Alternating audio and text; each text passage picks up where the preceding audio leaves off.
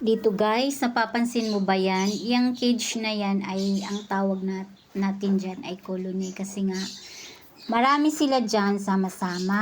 Dyan kasi pinagsama-sama ng asawa ko yung mga inakay, mga malalaki na hindi na pwede pagsamahin sa parents kasi nga inaaway sila. So, ang gagawin ng asawa ko, inililipat niya dyan sa colony. Ngayon guys, nakikita nyo ba yung nakikita ko? May itlog siya dyan sa isang butas.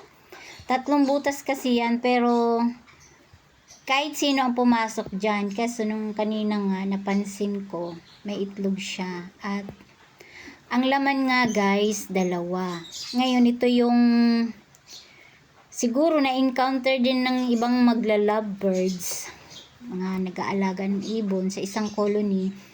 Minsan hindi mo agad malalaman, isang problema na hindi mo agad malalaman kung kanino yan, kung sino ang may-ari ng itlog na yan. Kaya ngayon guys, sa video ko na to, tutuklasin natin kung sino sa kanila ang nagmamay-ari ng itlog na yan.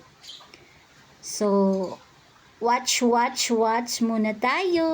O obserbahan natin sila kasi kita mo naman, pag malapit ako, nagsasama-sama sa isang side. Ayan o, nagkukumpulan sila.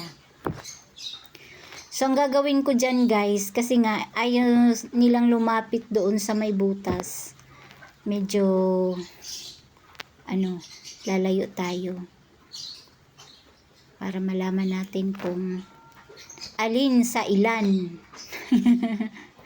Ang dami niyan eh, hindi mo malaman kung sino sa kanila ang nangingitlog. 'Di ba? So, syempre may nagmamay-ari niyan. Kaya ang gagawin natin o obserbahan natin. 'Di ba? Oh, ayan. Paano gagawin? Ayaw silang magsilipatan. Ayaw pa kasing lumayo ng camera girl. Lumayo ka na kasi. Layo. Ganyan. Yan. Lumayo ka.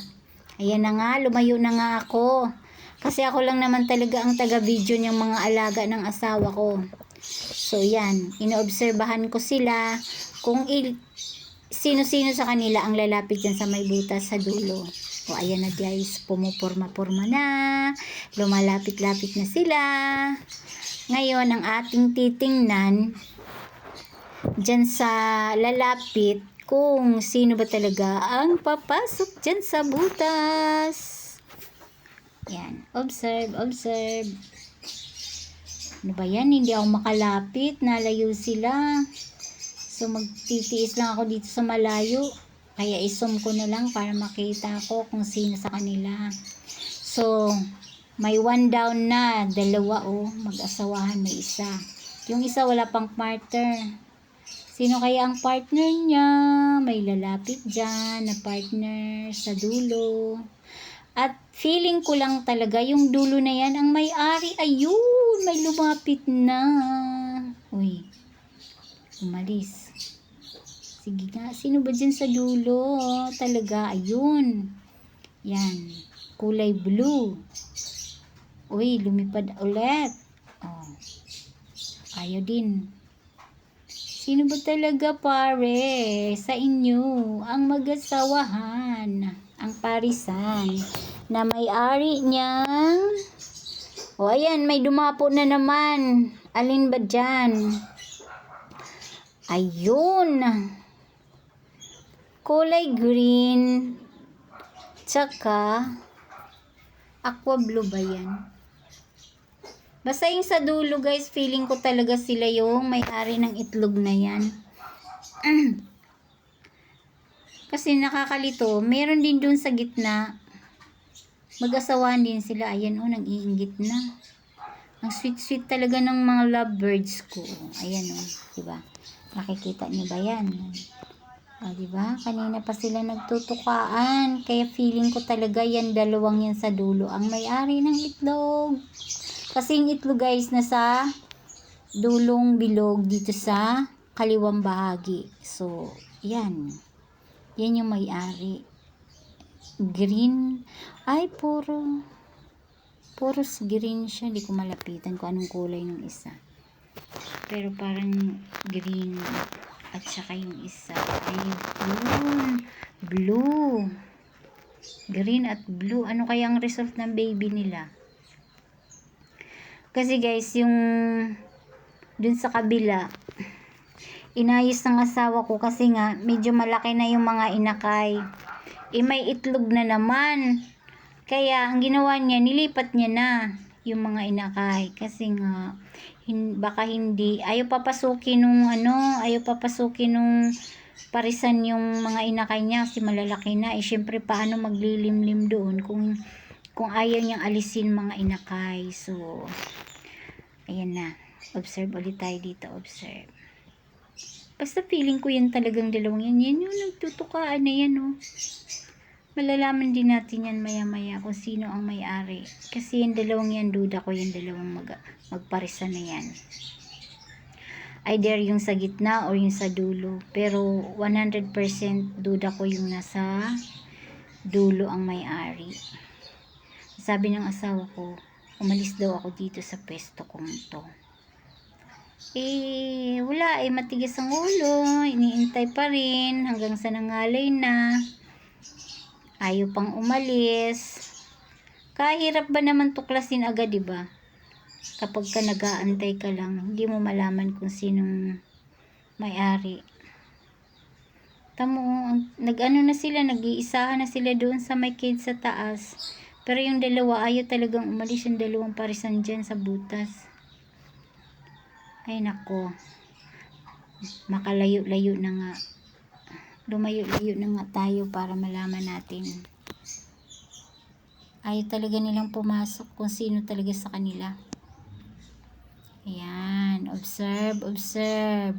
Antay, antay hanggang sa mangalay ang aking mga kamay. So yan, tinuro ko na yung dulo. Pangalawa, yun, yung last na butas, dyan, yung itlog, yan, yung butas na yan, dyan ang itlog. At may dalawang itlog. So, sabi ko sa asawa ko, bahalang mangalay na, tututukan ko to, matuklasan ko lang kung sino talaga ang may-ari niyang itlog na yan. Kasi nga, wala lang, trip ko lang. Gusto ko lang malaman. Sige guys, samahan niyo akong tuklasin kung sino ang may-ari sa kanila. Kung yan bang nag-stay dyan sa taas o yun sa pangalawa o yung sa pangatlo. Ay nako, kabagal ba uy?